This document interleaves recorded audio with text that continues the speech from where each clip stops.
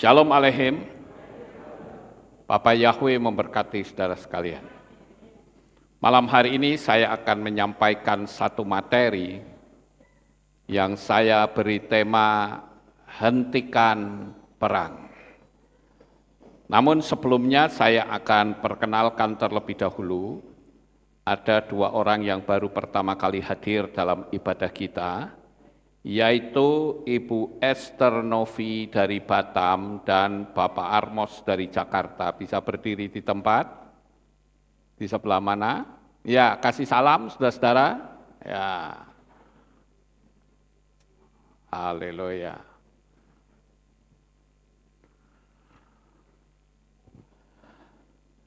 Oke. Baik. Sebelum kita lanjut firman Tuhan, saya akan bacakan terlebih dahulu tentang 3 kesaksian yang masuk, yaitu Christopher Wilson dari Jogja, kemudian Senta Datu dari Manado, dan Linda dari Timika. Saya akan bacakan terlebih dahulu, yaitu Christopher Wilson. Shalom Pak Lukas, saya Christopher Wilson sudah baptis pembaharuan oleh Pak Lukas tanggal 7 September 2022 via online. Waktu itu baptis bersama dengan papa saya, Giovanni Henry dari Sentul, dengan nama baptis Timothy C. Wilson Gunati. Saya mau menyaksikan keberhasilan Loa yang juga merupakan kebaikan Bapak Yahweh dalam hidup saya. Saya lulusan SMK Darmawan di tahun 2022. Setelah lulus saya mencoba melamar di beberapa perusahaan, namun belum ada panggilan. Sampai pada akhirnya tahun 2023, dengan hikmat dari Bapak Yahweh serta dukungan doa dari Papa dan Mama saya, mengajukan lamaran via online ke Bank ABC. Nama saya samarkan, kebetulan lokasi Institut ABC ada dekat dengan rumah. Untuk posisi magang Bank ABC. Saat menjalani prosedur dan proses lamaran, semua lancar hingga saat mencapai tahapan interview online. Saya diminta untuk sertifikat tanda bilangan binatang itu, yang merupakan syarat utama yang tidak bisa dilewati, diabaikan. Dan hal ini membuat saya agak bingung dan stres karena kami sekeluarga tidak mau menerima tanda bilangan binatang itu. Sesuai dengan pengajaran dari Pak Lukas, di mana saya dan Papa selalu mengikuti streamingnya setiap minggu. Untuk itu kami berdoa terus mohon hikmat dari Bapak Yahweh. Papa juga lalu memberikan semangat kepada saya agar tidak menyerah. Karena Bapak Yahweh pasti memberikan jalan keluar yang terbaik bagi anak-anaknya yang percaya dan berserah kepadanya. Dan akhirnya Papa mendapatkan hikmat untuk meminta surat dari dokter bahwa saya tidak bisa menerima tanda bilangan binatang itu karena ada histori alergi. Lalu kami segera pergi ke dokter terdekat untuk minta surat tersebut dan ternyata dokter menolak memberikan surat tersebut karena yang bisa memberikan surat keterangan tersebut hanya dokter spesialis dan itu pun harus berdasarkan data-data dari hasil laboratorium. Waduh, saya jadi pusing lagi nih. Dari 3 dokter yang kami datangi semuanya berkata sama dengan alasan yang sama. Tapi lagi-lagi Papa saya tidak menyerah dan terus menyemangati saya. Akhirnya kami pergi ke dokter yang lain lagi. Puji Bapak Yahweh, dokter ini setuju memberikan surat tersebut, maka dengan semangat yang berkobar penuh saya maju lagi dan bersiap untuk melakukan tes interview online dengan pihak Bank ABC. Sambil menunggu hasilnya, saya mendapatkan info kalau ada posisi untuk lamaran magang di perusahaan Ion. Maaf, nama perusahaan juga saya samarkan. Dari grup alumni sekolah saya. Dan tanpa membuang waktu lagi, saya juga mendaftarkan diri sebagai anak magang Ion. Dan sekali lagi papa saya mengingatkan saya untuk melakukan law of attraction seperti yang diajarkan oleh Pak Lukas. Sekaligus membuktikan keimanan saya dan saya mematuhinya. Jadi saya menjalankan loa tersebut dengan beriman dan yakin bahwa saya pasti diterima dan menjadi anak magang Bank ABC. Setelah itu saya menjalankan 2 tahap tes di perusahaan Ion dan sekaligus dengan waktu sekitar 2-3 minggu. Sementara menunggu, saya setiap hari tidak pernah absen untuk meminta hikmat dari Bapa Yahweh untuk menempatkan saya di tempat terbaik menurut kehendak dan rencananya. Lalu di hari yang ditunggu-tunggu saya mendapatkan info kalau saya belum lolos untuk menjadi anak magang di Bank ABC. Hal ini tentunya mengagetkan saya. Dalam hati saya berkata, loh kok? Tapi saya ingat kata-kata Papa untuk selalu bersyukur atas segala yang terjadi yang Tuhan izinkan. Karena semua itu adalah yang terbaik bagi saya. Hati saya tenang kembali dan lega.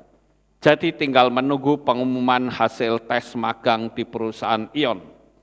Tanggal 10 Oktober saya ditelepon dahulu oleh HR dari Ion dan langsung mendapatkan keterangan di mana saya diterima.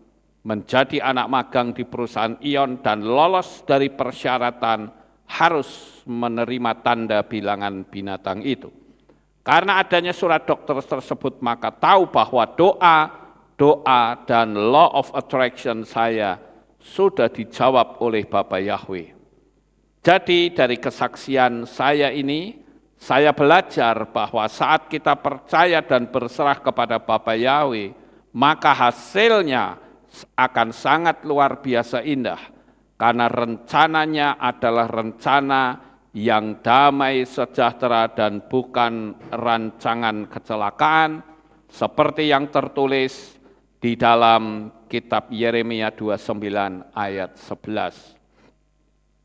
Kiranya kesaksian saya ini dapat menjadi berkat bagi kita semua. Bapa Yahweh memberkati, haleluya, amin. Itu kesaksian yang pertama. Sekarang kesaksian yang kedua dari Ibu Senta Datu dari Manado. Saya jemaat di KPI Yahweh Family Syukur Minahasa Utara.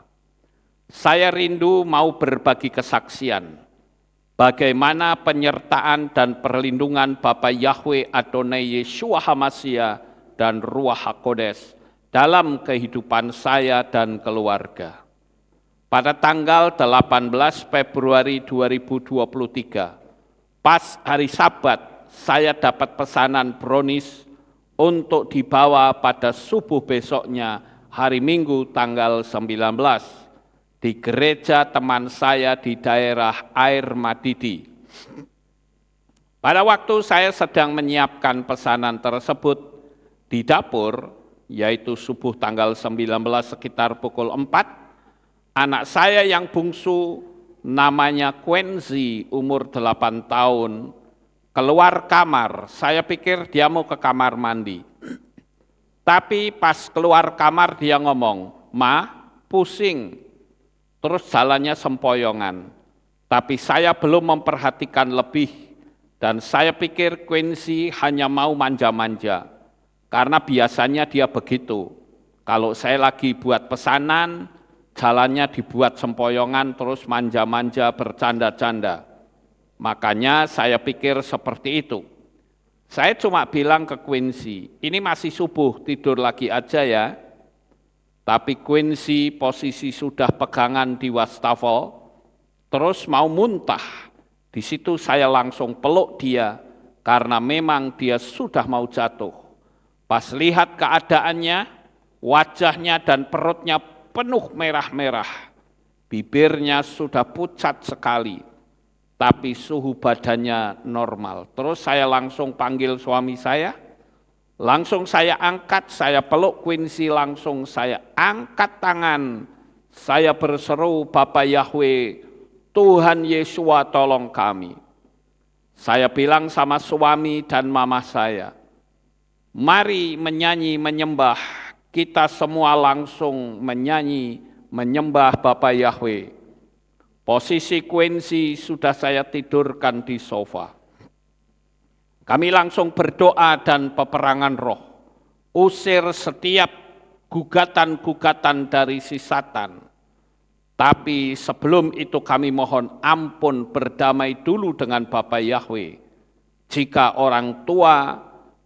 kami orang tua ada kesalahan, saya bilang sama Quincy, adik panggil Bapak Yahweh Tuhan Yesua.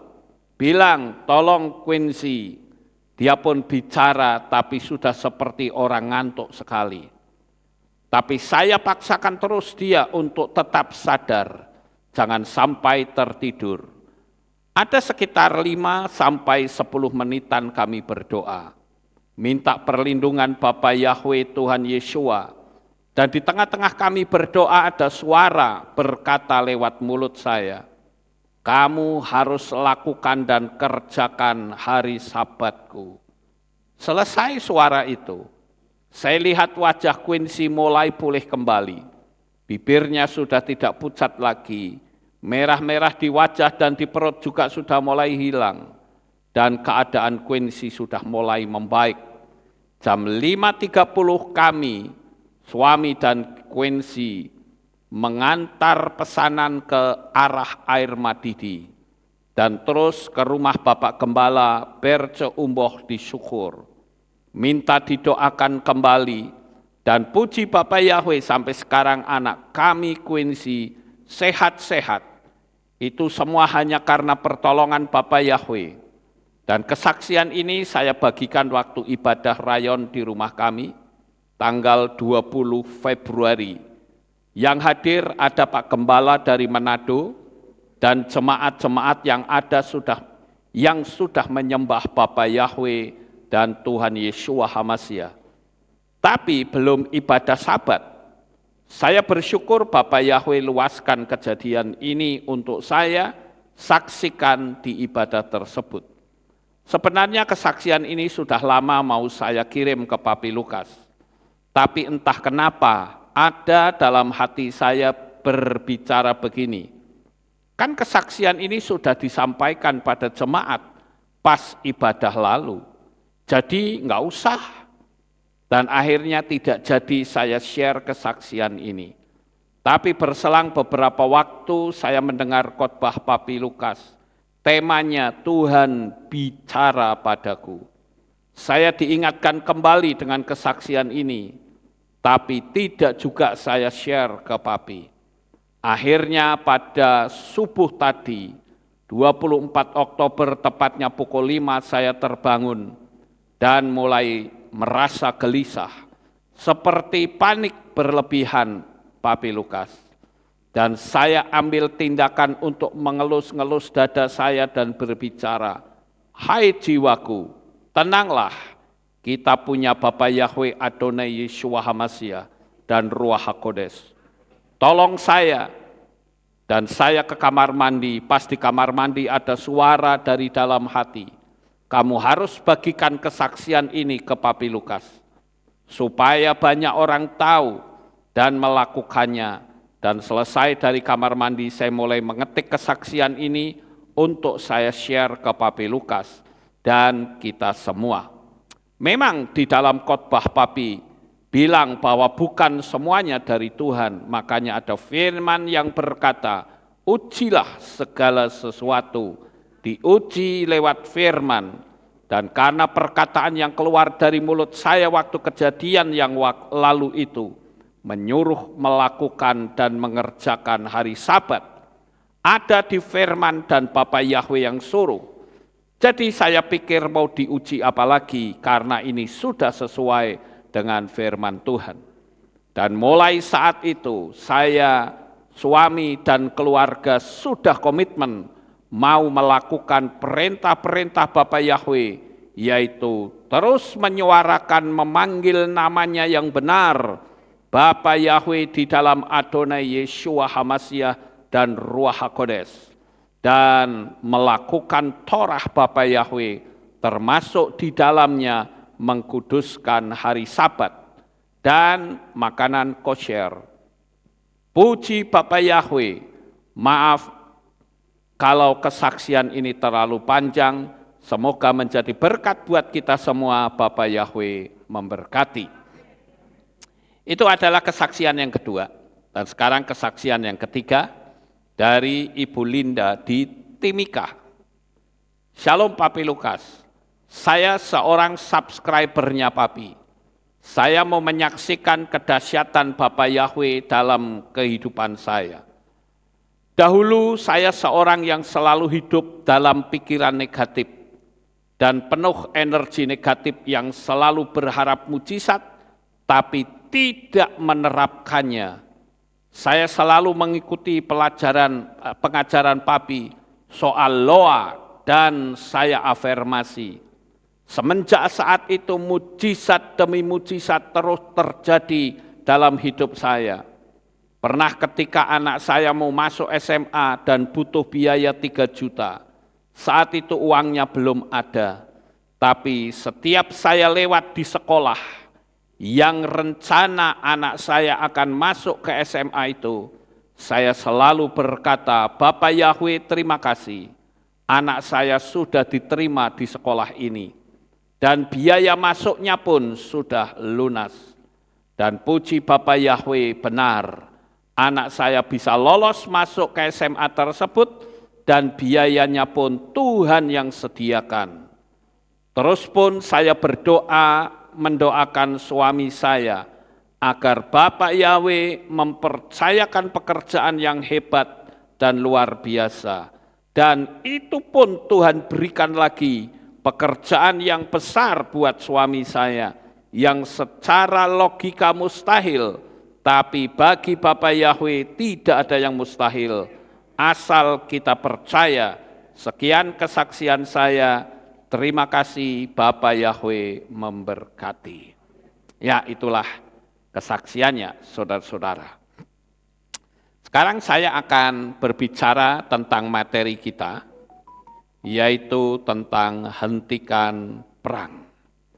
Bapak Ibu saudaraku yang terkasih, kalau kita perhatikan bahwa seperti yang saya katakan pada materi hari Minggu kemarin, bahwa Israel yang sekarang ini sudah berbeda sistemiknya dengan Israel pada waktu zaman kitab suci ditulis. Karena yang ditulis di dalam kitab suci itu Israelnya dalam bentuk kerajaan.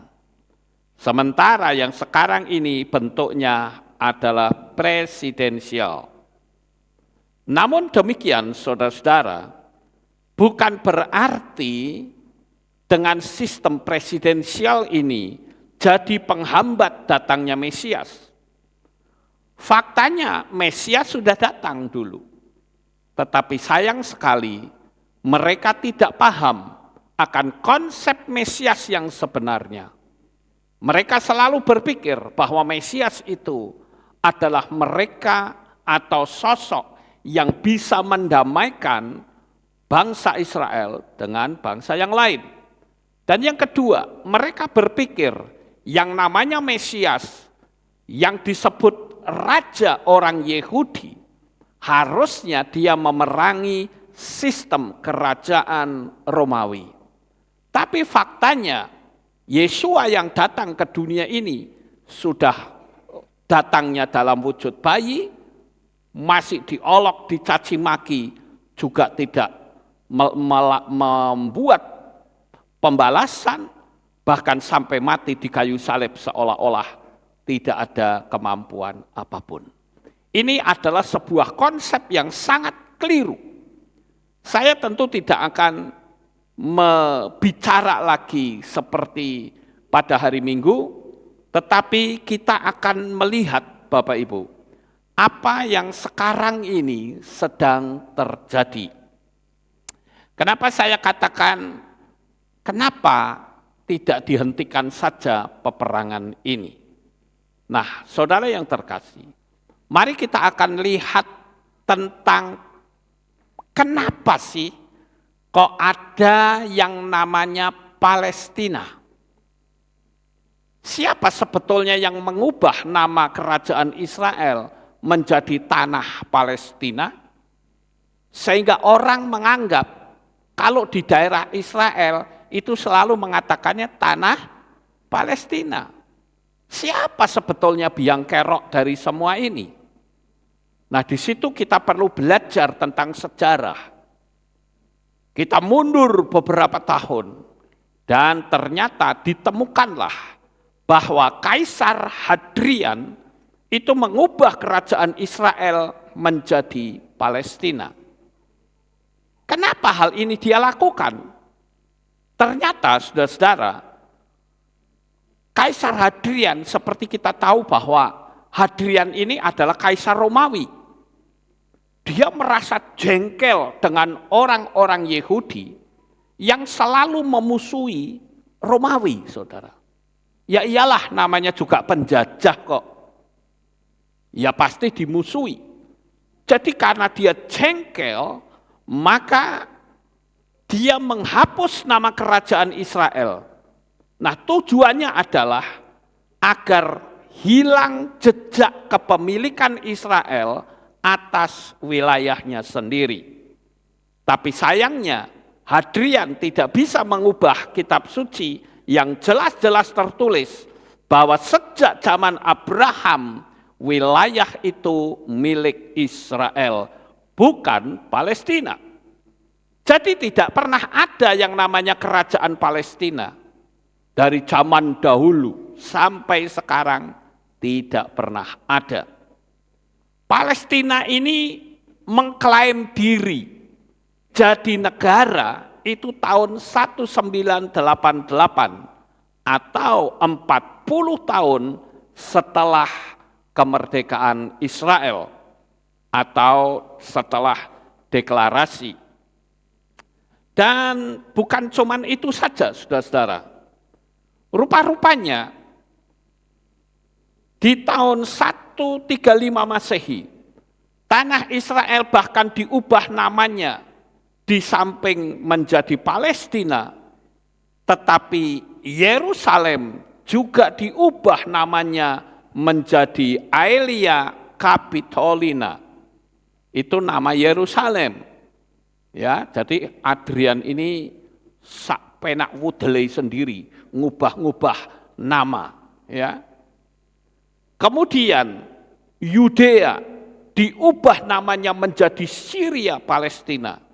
Sehingga orang menjadi kebablasan sampai hari ini seolah Israel itu merebut tanahnya Palestina.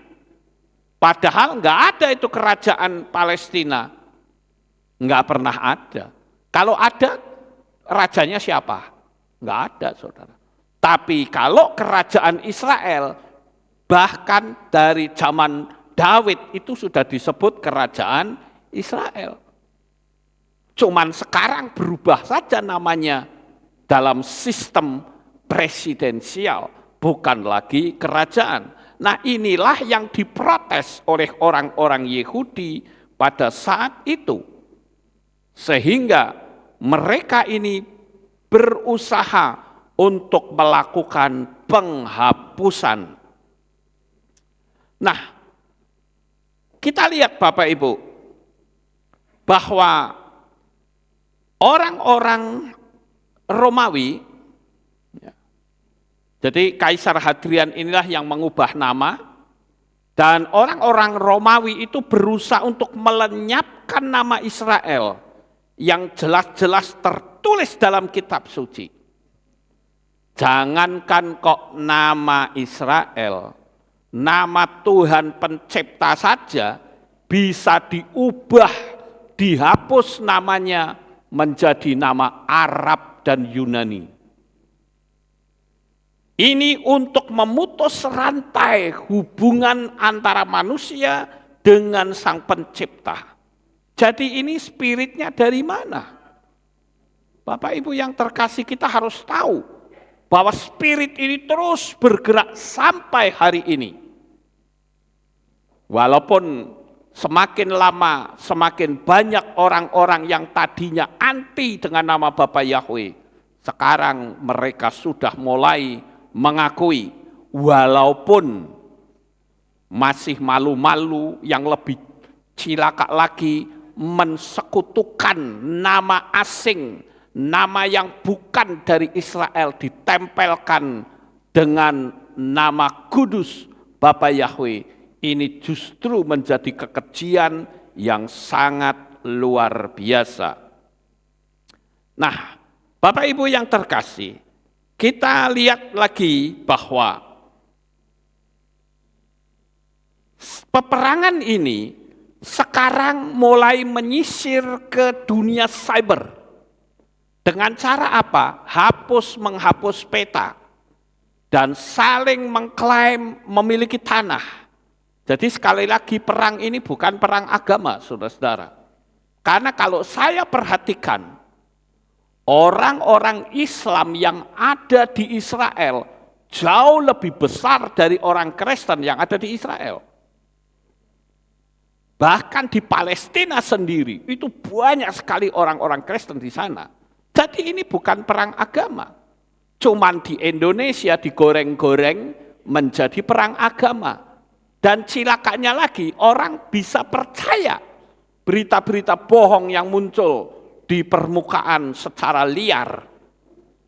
Jadi kalau saya perhatikan, saudara-saudara, kasus penghapusan nama ini sama dengan kasus penghapusan keterlibatan pejuang-pejuang dari orang-orang Tionghoa di tanah air Indonesia oleh rezim Soeharto. Dengan cara apa? Mengubah nama. Ada orang yang namanya Wang Taoji bisa berubah menjadi Paijo. Itu sebetulnya adalah tujuannya memutus rantai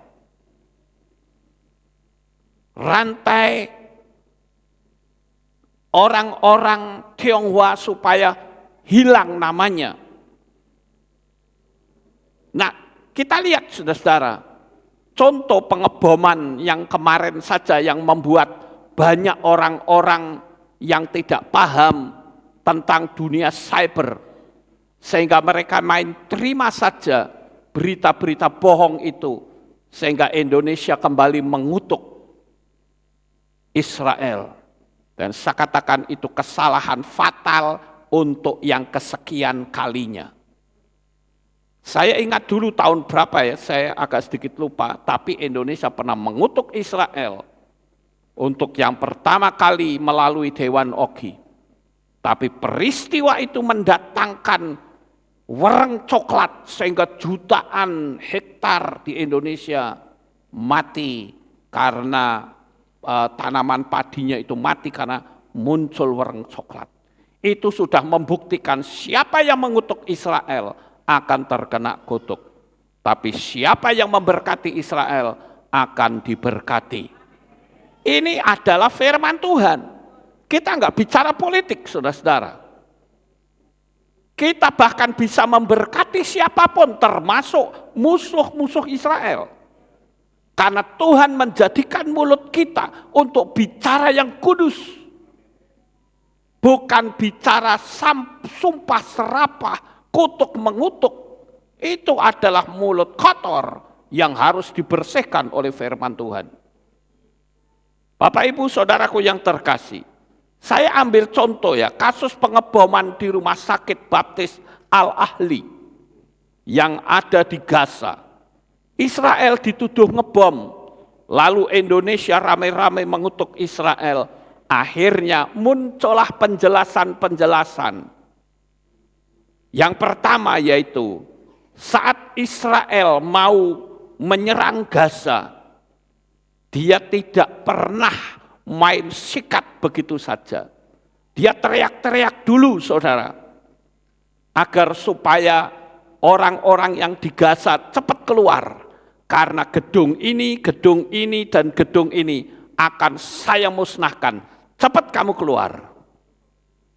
Ini yang dilakukan Israel loh. Artinya apa? Israel tidak menghendaki banyak jiwa-jiwa orang sipil yang mati. Tetapi apa sikap Hamas pada waktu itu? Ingat, kalau saya bicara Hamas, itu beda dengan Palestina. Saudara harus paham sejarah ini. Hamas itu kelompok teroris. Hamas itu beda dengan Palestina. Dan saudara tahu, pada waktu itu Hamas melarang orang-orang untuk keluar. Dan itu tujuannya apa? Untuk tameng, saudara. Supaya nanti kalau dibom banyak yang mati, dia tinggal teriak saja. Tuh kan, kejem banget kan Israel. Padahal Israel sudah teriak-teriak, cepat keluar. Karena kami akan lakukan serangan darat. Dan sasarannya adalah gedung-gedung ini. Bahkan Israel sendiri supaya bisa diterima pengumuman itu oleh warga Gaza, dia terbangkan selebaran itu ratusan ribu, bahkan jutaan kertas disebarkan melalui udara. Supaya semua orang bisa baca untuk tinggalkan Gaza. Itu yang pertama.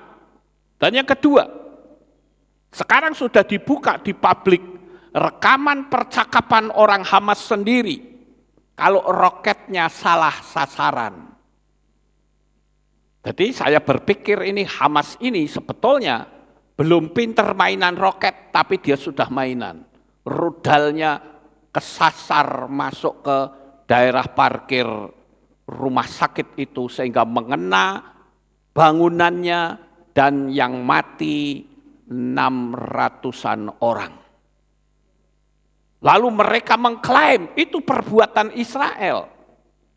Tapi Israel membantah dengan beberapa bukti. Dia katakan, coba lihat pecahan rudal itu. Itu bukan rudal buatan kami. Itu rudal asing. Nah, Bapak Ibu yang terkasih, mereka berusaha untuk menghapus jejak, tapi sayang sekali jejak digital mereka tidak bisa dihapus. Bahkan Hamas berusaha untuk menyerang siapapun yang berani coba-coba melakukan perdamaian dengan Israel. Dahulu pada waktu zaman Yasser Arafat itu juga sudah ada perdamaian. Tapi kembali Hamas yang ngacak-ngacak. Pada zaman Mahmud Abbas juga begitu. Pokoknya siapapun yang berani berdamai dengan Israel, kami akan lawan. Itu Hamas, saudara. Jadi tidak peduli itu negara Islam, pokoknya berani berdamai dengan Israel, jadi musuhnya Hamas, saudara-saudara. Jadi kita mesti paham tentang peristiwa-peristiwa ini. Saya mengamati terus, saudara-saudara. Sejarah itu terus bergulir. Tapi ada juga sejarah yang lain yang menghapus sejarah kebenaran. Dan itu sudah dimulai embrionya ketika Yeshua bangkit dari kematian. Murid-murid datang ke kubur Yeshua pada hari pertama minggu itu, dan ternyata ketika ke sono dia lihat kuburnya sudah terbuka dan kosong. Penjaganya sudah lari kocar-kacir. Lalu berita itu heboh. Yesua bangkit, Yesua bangkit. Wah, ahli Taurat dan orang Farisi, karena ada yang ngasih tahu kan, penjaga-penjaganya memberitahu, Yesua bangkit, kasih duit, disuap. Jangan pernah ngomong Yesua bangkit. Kasih tahu kalau murid-murid mencuri jenazahnya Yesua. Lah ini kan sebuah pernyataan konyol sebetulnya. Lah kalau itu dipercaya kan sama saja menampar mukanya sendiri. Mosok tentara Romawi kok bisa kalah sama cewek-cewek yang datang di pagi hari. Bisa mencuri lagi. Padahal kubur itu ditutup pakai batu yang besar. Gulingkan batu saja tidak bisa. Ditambah lagi disegel. Itu sebuah tindakan mustahil yang bisa dilakukan oleh murid-murid Yesua. Barangkali kalau ada 100 murid Yesua juga belum tentu bisa menggulingkannya. Apalagi disegel. Tapi faktanya batu itu sudah terguling. Segelnya pun sudah putus. Dan penjaganya pun lari tunggang langgang.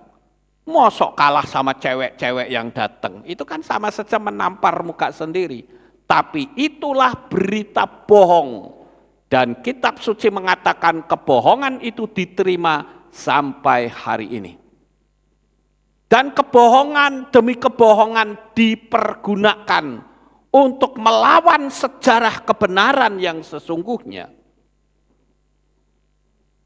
Bapak Ibu saudaraku yang terkasih, lebih parah lagi adalah nama kudus Bapa Yahweh dihilangkan, padahal pemiliknya minta supaya namanya dimasyurkan. Saya selalu kutip di dalam Difra Hayamim Alef atau 1 Tawarikh 16 ayat 8. Hodulah Yahweh kirubismu, bersyukurlah kepada Yahweh, panggillah namanya. Itu kalimat perintah. Panggillah namanya. Tehillim 105 atau Mazmur ayat 1 juga sama. Panggillah namanya. Beritakanlah sesuatu yang dahsyat. Kemudian Yesaya pasal 12 ayat yang keempat atau ayat yang ke-8 saya lupa. Juga sama, saudara. Tapi kebohongan si setan ini terus bergerak sampai orang di Indonesia kalau ditanya nama Tuhanmu siapa, mereka menyebut nama Arab. Begitu dikasih tahu, ngamuk. Ini kan parah banget, saudara. Nama itu sudah dihapus. Lah kalau nama manusia dihapus no problem. Lah kalau nama Tuhan yang dihapus, keselamatan kita dipertaruhkan. Coba kita mikir, kenapa nama Mose sampai hari ini masih ada? Nama Abraham masih ada, Yitzhak masih ada, Yakub masih ada. Tetapi kenapa nama Yahweh bisa hilang? Pernah nggak kita mikir, saudara? Agama-agama lain juga punya tokoh-tokoh yang punya nama. Dan sampai hari ini tidak pernah berubah nama itu. Kasus ini sangat mengerikan, saudara. Walaupun akhirnya mulai banyak tokoh-tokoh Kristen yang mengakui benar namanya Yahweh, tapi dicampur-campur. Dan saya ingatkan pada malam ini, kalau saudara ibadah, jangan pernah ibadah di tempat yang campur-campur. Jangan lukai hati Bapa Yahweh. Dan jikalau saya ini dilihat oleh pendeta, saya katakan, hai Bapak Pendeta, Anda harus bertobat. Karena ini bukan menyangkut sinode, bukan menyangkut aturan gereja, tapi ini menyangkut keselamatan manusia. Anda tidak perlu takut, karena Bapa Yahweh akan menjamin kehidupanmu. Dia akan melindungi engkau. Kalau sekarang panggil nama Yahweh masih enteng, saudara. Lah dulu, bayangkan tahun 2000, kami harus mulai memberitakan. Dan saya tidak peduli, jemaat mau lari kek, masa bodoh. Yang penting berita itu harus saya sampaikan. Dan faktanya, apakah nama Yahweh semakin hilang? Tidak, semakin meluas, bahkan sampai ke penjuru dunia. Bapak Ibu Saudaraku yang terkasih, kembali lagi saya katakan, penghapusan nama, penghapusan sejarah itu sama persis seperti kasus penghilangan jejak orang-orang Tionghoa di Indonesia, sehingga generasi di bawah yang tidak tahu sejarah akan menganggap kalau orang-orang Tionghoa itu hanya menjadi bangsa benalu di Indonesia, apalagi digembar-gemborkan sebagai penjajah bisnis. Bahkan nama Tionghoa pun diganti. Cuman anehnya kok nggak ada ya orang-orang dari Arab yang namanya diganti seperti orang Tionghoa. Mereka masih tetap pakai nama Arab, saudara-saudara. Sekolah-sekolah Tionghoa juga ditutup. Padahal kalau kita lihat di gambar ini, saudara, banyak sekali pejuang dari orang-orang Tionghoa. Saya ambil contoh Chia Giok Tuan. Ya, saya bacakan satu-satu. Ada 5 tokoh saya ambil dulu. Walaupun sangat banyak. Tapi saudara mungkin kalau ditanya orang Tionghoa siapa yang berjasa untuk Indonesia, nggak akan tahu saudara. Karena sudah dihapus. Ya, seolah-olah orang Tionghoa di Indonesia itu hanyalah bangsa benalu yang gerogoti negara ini. Padahal justru kemerdekaan Indonesia itu banyak diperjuangkan juga oleh orang-orang Tionghoa. Saya akan bacakan beberapa. Yang pertama, Chia Giok Tuam. Itu adalah merupakan seorang pejuang keturunan Tionghoa yang terlibat dalam pertempuran beliau yang lahir di Surabaya tahun 1927. Ketika menginjak 18 tahun, Chia Giok Tuam bergabung dalam pasukan Korps Mahasiswa Jawa Timur. Ia melaksanakan tugas terakhirnya sebagai pasukan gerilya CMDT dan mundur dari dunia militer dengan pangkat terakhirnya Letnan II. Setelah itu ia melanjutkan studi kedokteran di Universitas Airlangga, Surabaya pada 5 Oktober 1958. Berdasarkan SK Menteri Pertahanan RI, Chia Giok Tuam menerima Satya Lencana Perang Kemerdekaan kedua. Satu orang ya, sekarang saya bacakan yang kedua, Lee Eng Hock. Lee Eng Hock merupakan seorang wartawan yang pernah mempelopori gerakan pemberontakan Banten terhadap pemerintah Hindia Belanda. Ia lahir di Balaraja, Tangerang, Banten pada tanggal 17 Februari 1893. Semasa hidupnya Lee Eng Hock aktif sebagai wartawan Sinpo dan berkawan dengan para pejuang kemerdekaan seperti W.R. Supratman. Rekannya di Surat Kabar dan pencipta lagu Indonesia Raya. Lee Eng Hock pernah menjadi penghubung untuk teman-temannya sesama kaum pergerakan kemerdekaan Indonesia agar pergerakan tidak diketahui oleh Belanda. Namun ia tertangkap basah waktu hendak menyampaikan surat titipan yang ia selipkan dalam buku tuanya.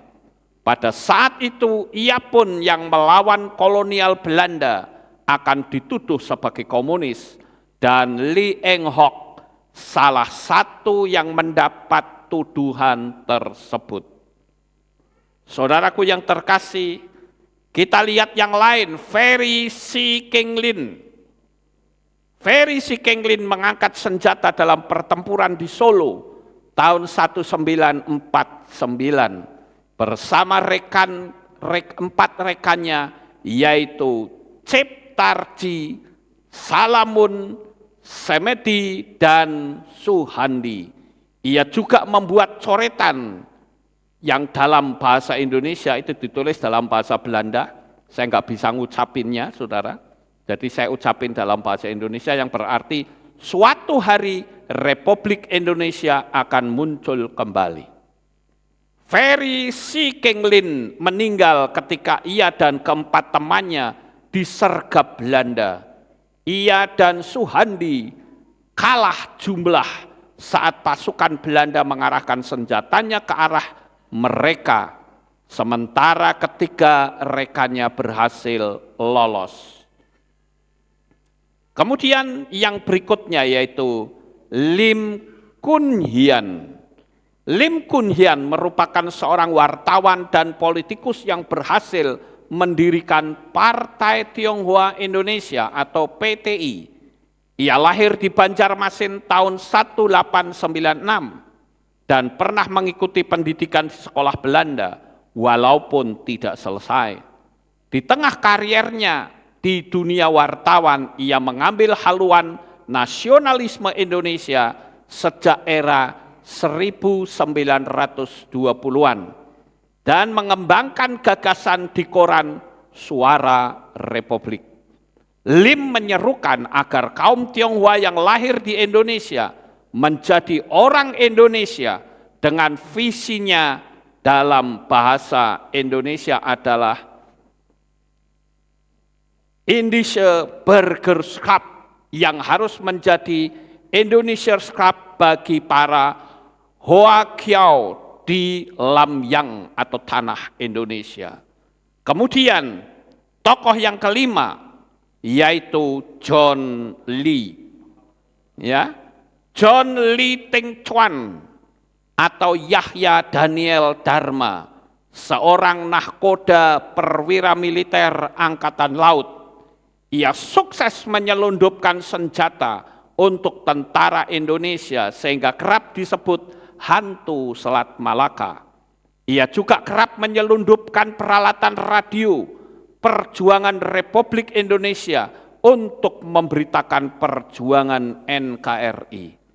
John Lee memiliki misi menghapus ranjau Jepang di perairan Cilangkap sehingga dapat digunakan sebagai pelabuhan resmi NKRI pada Mei tahun 1946.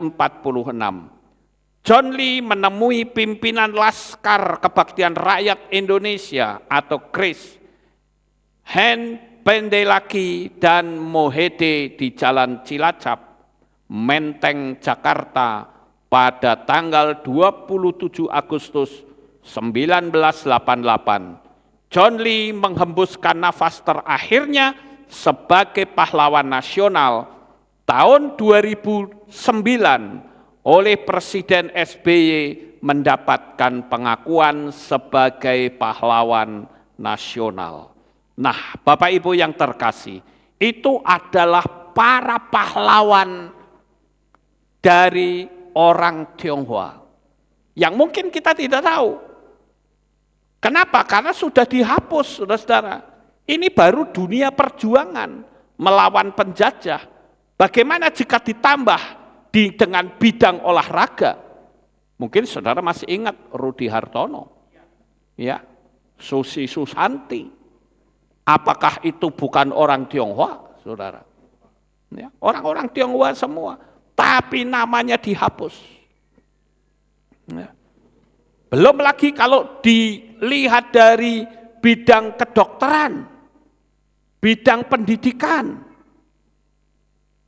Itu universitas-universitas terkenal di Indonesia, itu perjuangannya orang-orang Tionghoa loh, saudara. Jadi ini mengerikan sekali, pola hapus-menghapus. Dan yang lebih mengerikan itu menghapus nama Bapak Yahweh. Itu mengerikan sekali, saudara. Karena tidak mungkin selamat.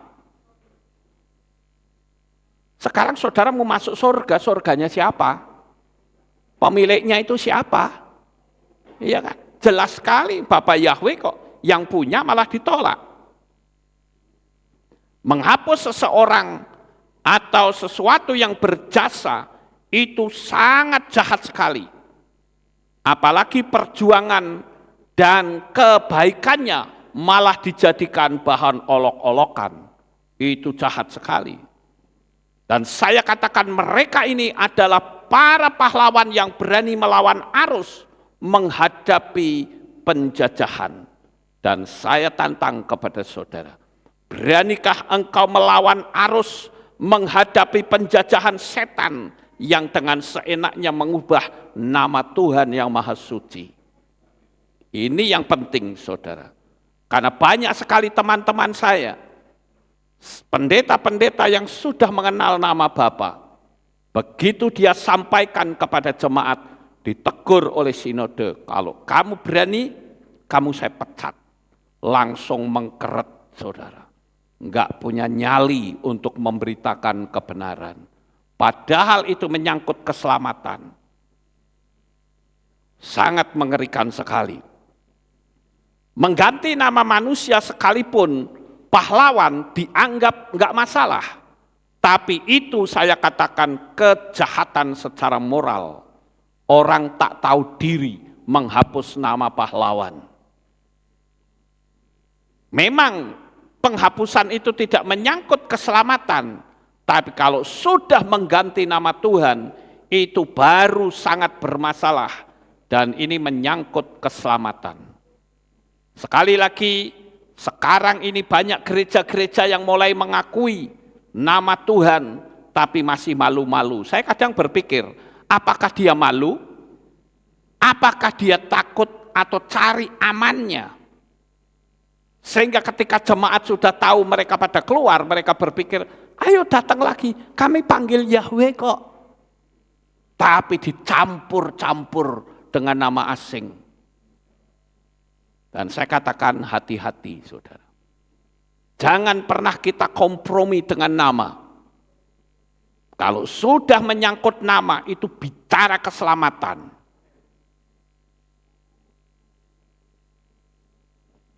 Anehnya lagi saudara-saudara, Indonesia tanpa mempelajari sejarah hanya dapat berita hoak, langsung cuap-cuap ngutukin Israel. Ini saya akan lanjutkan tentang nama saudara. Ini adalah nama Yahweh yang ditemukan oleh seorang arkeolog. Saudara bisa cari tulisannya, video ini. Ini adalah tulisan hieroglif Mesir. Saudara bisa cari di channel namanya expeditionbible.com. Silakan saudara cari. Ini adalah penyelidikan dari seorang arkeolog yang menemukan nama Yahweh dalam hieroglif tulisan Mesir, ya, pada waktu sistem pemerintahan raja siapa, Tutankhamun apa siapa gitu, saya lupa saudara. Nah ini tulisannya. Nah saudara lihat itu, ya, yang atas, tengah, dan yang bawah. Land Nomad Yahweh itu, ya, ini tulisannya. Coba lihat itu. Ya, ini, saudara bisa lihat ya. Ini adalah orangnya. Nah ini dia yang menyelidiki. Saudara bisa cari di expeditionbible.com. Bukan cuman itu saja. Beberapa waktu yang lalu ketika saya berkata bahwa bintang Daud itu dimulai dari Raja Daud dalam penyelidikan Bapak ini, ternyata dia menemukan bahwa bintang Daud itu sudah ada sejak zaman Yakub, saudara-saudara. Ini luar biasa sekali. Semua mulai terkuak di akhir zaman ini. Apapun yang tersembunyi mulai dibuka keluar. Makanya kita harus berhati-hati di dalam kita mengikut Tuhan. Ya. Nah, ini adalah abjad hieroglif tulisan Mesir.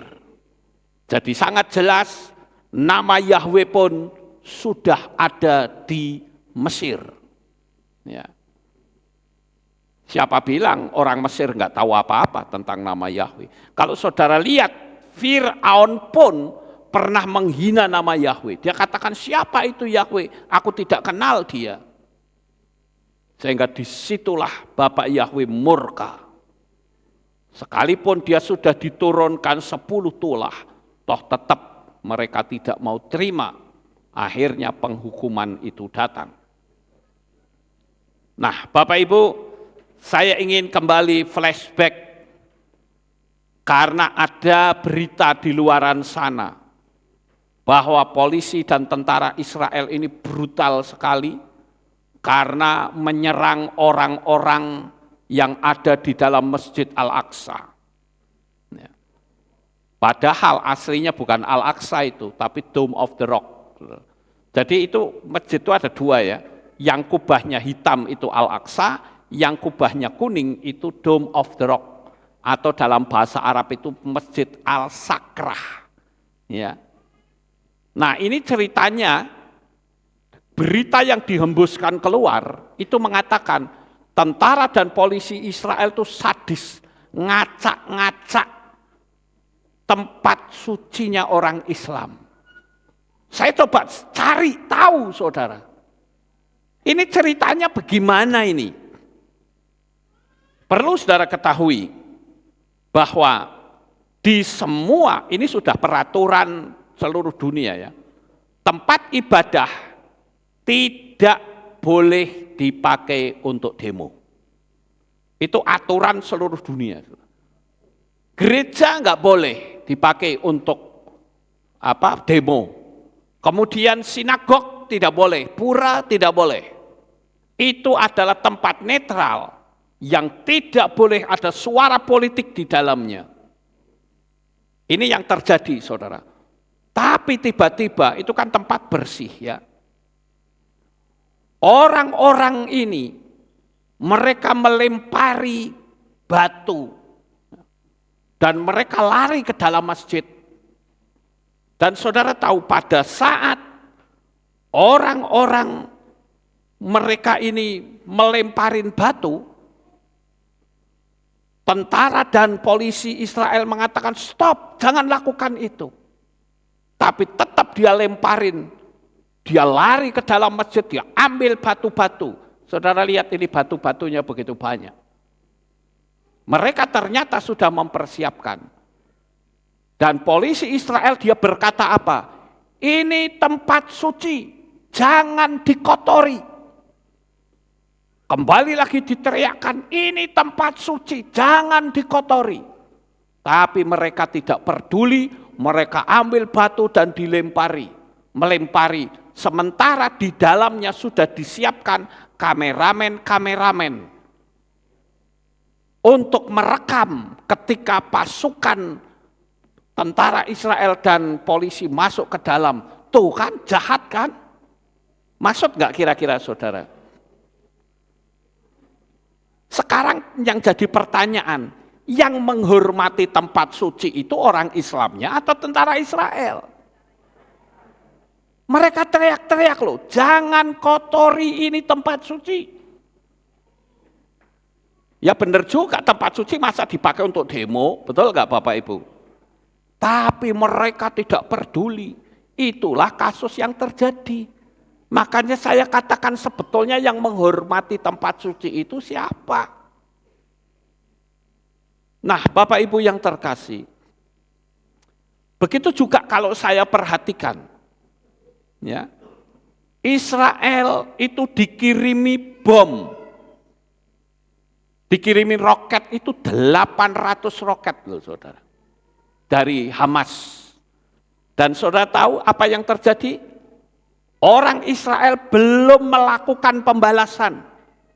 Padahal sudah 800 rudal dimasukkan. Mereka cuma berkata stop, stop, jangan kamu lakukan itu. Kalau kamu terus, kami akan balas.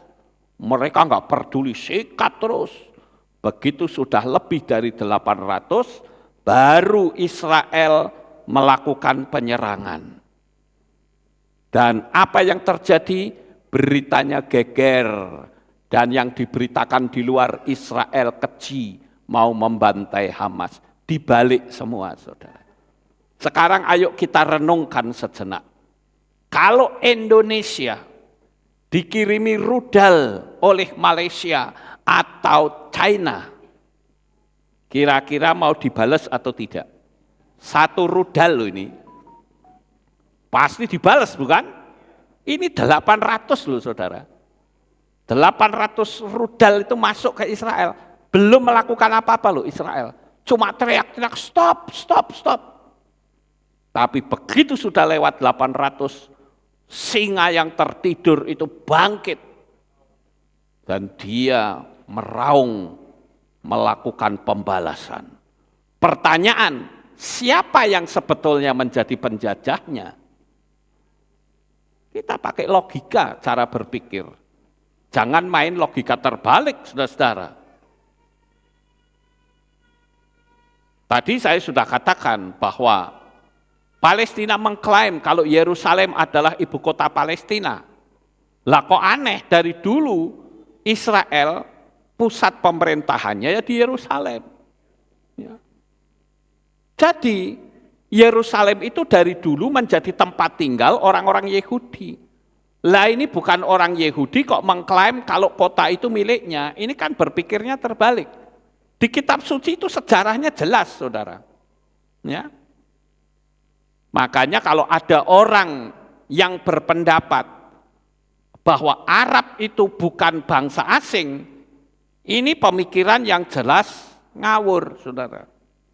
Arab dan Israel atau Yahudi itu dua bangsa yang berbeda. Apalagi kalau kita lihat bahwa Arab adalah sekutu dari Filistin. Saudara bisa lihat di dalam kitab Difre Hayamim Bet atau 2 Tawarikh pasal 21 ayat yang ke-16. Bahasanya saja sudah beda antara Arab dengan Israel, saudara. Walaupun mereka satu rumpun, tapi beda bangsa. Seperti Indonesia dengan Malaysia. Itu satu rumpun, namanya rumpun Melayu. Tapi bangsanya berbeda. Bangsa Indonesia dengan bangsa Malaysia, saudara. Sama seperti Arab dengan Israel. Itu satu rumpun, namanya rumpun Semitik. Tapi beda bangsa, bahasanya saja beda kok. Ya. Jadi kalau dibilang satu rumpun, itu bisa. Ya. Tapi kalau dibilang masih sesama bangsa, itu jelas salah.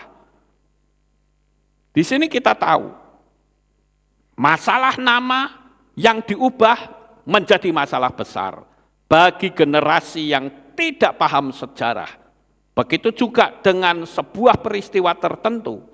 Jadi kalau ingin tahu keakuratannya, suatu peristiwa harus dilihat dari sejarah awalnya. Coba saudara lihat tuh sejarah yang saya sudah sampaikan di YouTube. Yang saya beri tema History in a Nutshell. Itu adalah sejarah singkat konflik Israel. Jadi mau sampai kapanpun itu tetap tanah Israel. Wong kitab suci yang nulis kok. Iya kan? Tidak ada tuh kerajaan Palestina. Sampai hari ini saya belum pernah dengar, saudara. Jadi kita lihat bahwa di dalam kehidupan kita sebagai anak-anak Bapa Yahweh, kita harus berada dalam posisi di tengah. Artinya apa? Kita jangan berpihak ke siapapun. Apakah dengan perang seperti ini lalu saya ikut ngutukin Palestina? Oh tidak. Mulut saya dijadikan Tuhan. Bukan untuk ngutukin. Tetapi kita punya mulut dijadikan Tuhan untuk memberkati. Sehingga dengan kita memberkati, maka hidup kita pun diberkati. Karena itu janji Tuhan kepada kita semua di dalam kitab suci. Jadi dasarnya kita ini adalah karena kepercayaan kepada Bapa Yahweh. Bukan kita main politik. Kalau main politik pasti saya akan kasih tahu, ayo kita kutukin Palestina. No. Kita harus memberkati karena di Palestina juga masih banyak orang-orang yang belum percaya kepada Bapa Yahweh. Yang harus kita doakan supaya mereka percaya dan diselamatkan. Amin. Memang kalau saya berdoa supaya ada perdamaian, seolah-olah kita melawan nubuat. Karena nubuatnya di akhir zaman nanti akan banyak terjadi peperangan. Tapi porsi kita sebagai anak-anak Bapa Yahweh adalah kita menciptakan perdamaian dunia. Bukan menjadi pengacau. Sampai di sini paham Bapak Ibu? Jadi malam hari ini ada banyak hal yang bisa kita dapatkan melalui peperangan ini. Kita sebagai anak-anak Bapa Yahweh harus bisa menunjukkan bahwa kita adalah cinta damai. Kita doakan Israel, kita doakan Palestina, bahkan kita doakan semua manusia di atas muka bumi, terlepas dia bangsa apapun, karena Bapa Yahweh menghendaki supaya manusia itu bisa diselamatkan oleh karena namanya. Sukses besar untuk saudara. Bapa Yahweh memberkati. Haleluya. Kita tunduk kepala, kita akan berdoa. Kami mengucapkan terima kasih dan syukur kepadamu ya Bapa Yahweh. Malam hari ini kami telah mendengarkan renungan firman-Mu. Biarlah kami menyadari bahwa sekarang terus sejarah bergulir. Dan kami bersyukur karena kami mengikuti arus kuasa Ruach HaKodes untuk memberitakan namanya yang kudus. Kami tidak akan menghapusnya. Oleh karena itu kami harus bisa menyuarakan kebenaran bahwa nama di atas segala nama adalah Bapa Yahweh Elohim di dalam Adonai Yeshua HaMashiach. Terima kasih ya Tuhan, inilah doa syukur yang kami naikkan kepadamu di dalam nama Adonai Yeshua HaMashiach. Kami sudah berdoa. Amin. Haleluya. Ya, malam ini tidak ada pengumuman. Kita akan akhiri kebaktian kita. Saya mengundang jemaat Tuhan kita bangkit berdiri. Kita tutup dalam doa. Terima kasih Bapak Yahweh. Selesai sudah ibadah kami. Dari awal pertengahan sampai pada akhirnya. Sebentar lagi anak-anakmu akan kembali pulang ke rumah mereka masing-masing. Jaga lindungi peliharakan mereka sampai di rumah dengan selamat. Pertemukan kembali pada jam-jam ibadah mendatang di dalam ikatan tali kasih-Mu. Terima kasih ya Tuhan, inilah doa syukur yang kami naikkan di dalam nama Adonai Yeshua HaMashiach. Kami sudah berdoa. Mari kita angkat tangan kita dan kita akan menerima berkat Kohanim. Haleluya. Yevarecheka Yahweh wa yismereka.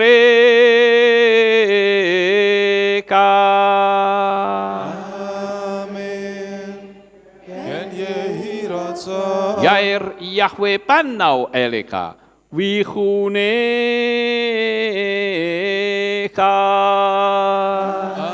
Amen. Gen yehi rotso. Yesa Yahweh panau eleka wayashem leka shalom. Amen. Gen yehi rotso. Baruk atabair ufaruk atabasareh. Engkau akan diberkati di kota dan engkau akan diberkati di ladang. Amin. Baruk peripit neka ufriat matka ufri fahem teka syekar ala peka wa esterot soneka. Diberkatilah buah kandunganmu, diberkati hasil bumimu, diberkati hasil ternakmu, anak-anak lembumu dan anak-anak dombamu. Amin. Baruk tan akau misyarteka, diberkatilah bakulmu dan tempat adonanmu. Amin. Baruk ata baboy kau faruk ata berseteka, dan kau akan diberkati pada waktu engkau masuk, dan engkau akan diberkati pada waktu engkau keluar. Amin. Baruk ata Yahweh Elohenu melek haolam, besiem Yeshua HaMashiach Ruach HaKodes kile olam faet, Kami sudah berdoa dan mengucap syukur. Haleluya. Amin.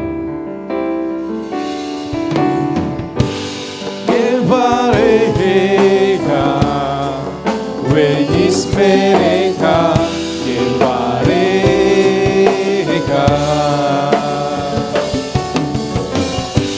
Ya Yahweh, pandaweleka, wikudeka.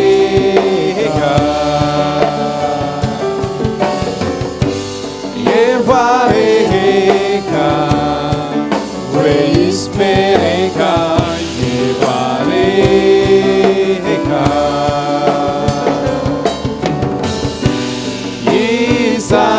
Yesayahweh, pandaweleka, wikudeka.